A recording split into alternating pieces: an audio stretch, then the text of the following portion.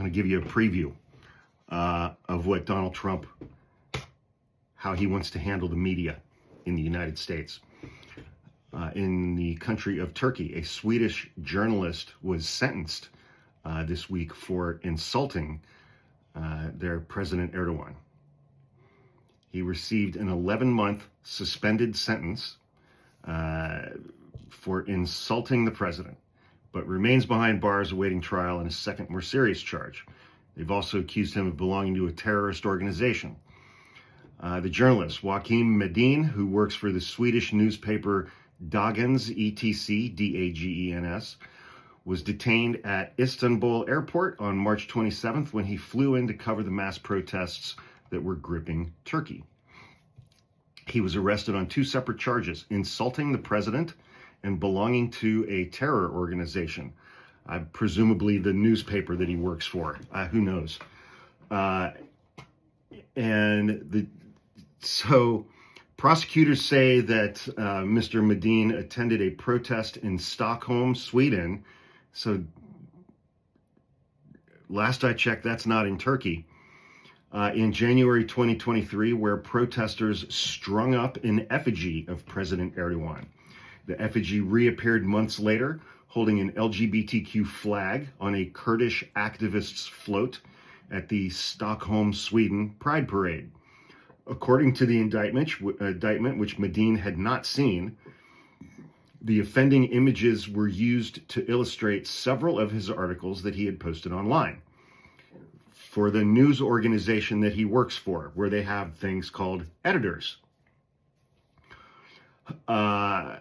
Addressing the court via video link from Silivri prison, Mr. Medin said he had not been in Sweden at the time of the January 2023 rally. Although he posted links to articles he had written about Sweden's NATO ascension, because Sweden was joining NATO and initially that was being blocked by Turkey. He said he was not responsible for the photo selection. Quote, "I was not at this event," the January 2023 protest. "I was in Germany for work. I didn't know about plans for this event, and I didn't share any photo or video about it on social media. I did not insult the president. I was assigned to write an article. The photo was selected by editors, not him. I was just doing my job. He was asking to be released so that he could return to his wife, who is 7 months pregnant with their first child. The judge did not release him."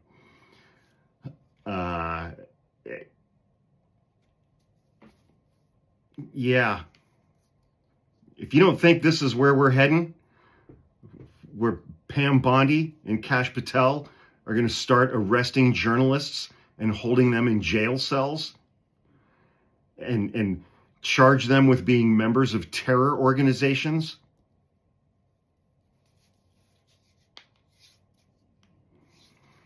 I mean, every single hearing that the Trump administration has been forced to conduct thus far to prove or present any evidence at all that Venezuelan immigrants who they've detained under the Alien Enemies Act and designating them as members of the Venezuelan street gang Tren de Aragua, every hearing that has taken place so far where the government has had to provide evidence of those claims as applied to specific individuals, they have not had any evidence at all.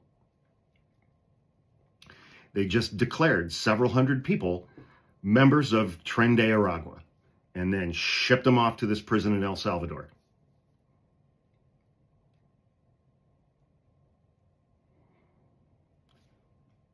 We are not far behind this right here.